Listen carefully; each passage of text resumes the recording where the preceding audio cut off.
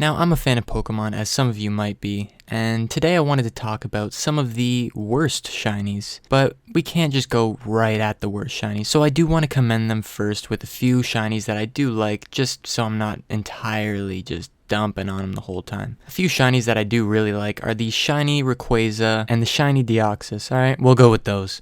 And now let's get into the real stuff because I have a lot to talk about. I understand out of 1,002 Pokemon, it's not destined that every single one is going to have a good shiny variant. But if you're going to create a shiny variant for every Pokemon, you might as well do it right when it comes to Pikachu. I mean, look at him. He doesn't even look different. He looks like he got a little bit of a suntan. Like he stayed in the oven for a little too long. I mean, I don't understand why they did him so bad here. It's not like you couldn't have given him a blue fade or something. Something cool, you know? Anything else but this. A few other ones I wanted to talk about were like Jigglypuff and Clefairy.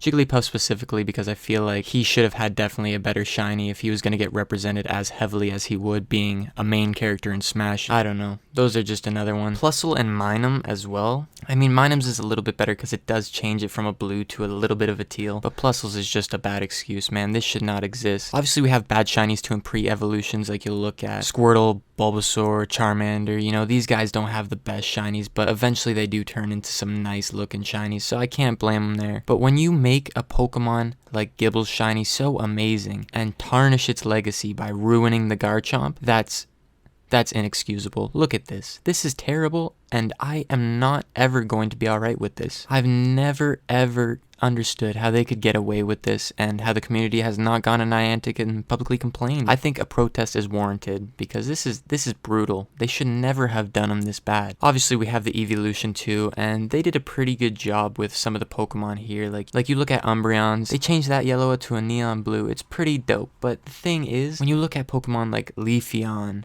Glaceon, Flareon, these three are terrible. They're terrible, man. These are just garbage. I have no other words. I mean, it's like they fell asleep on the shiny day and they just decided, oh, we'll turn in a slightly pitch-shifted version of it. Hopefully that passes. And then maybe it just sneaks by or something like that. But this is inexcusable. I do like ones like Voltorb, where it turns it into a completely different color. Those are cool. Even Diglett's, man, where it just switches the nose, makes it a cute little blue nose. I appreciate that. Those are the little details that make Pokemon fan favorites. And if you don't get it right, then fans do get really upset when their favorite Pokemon shiny turns out to look like a...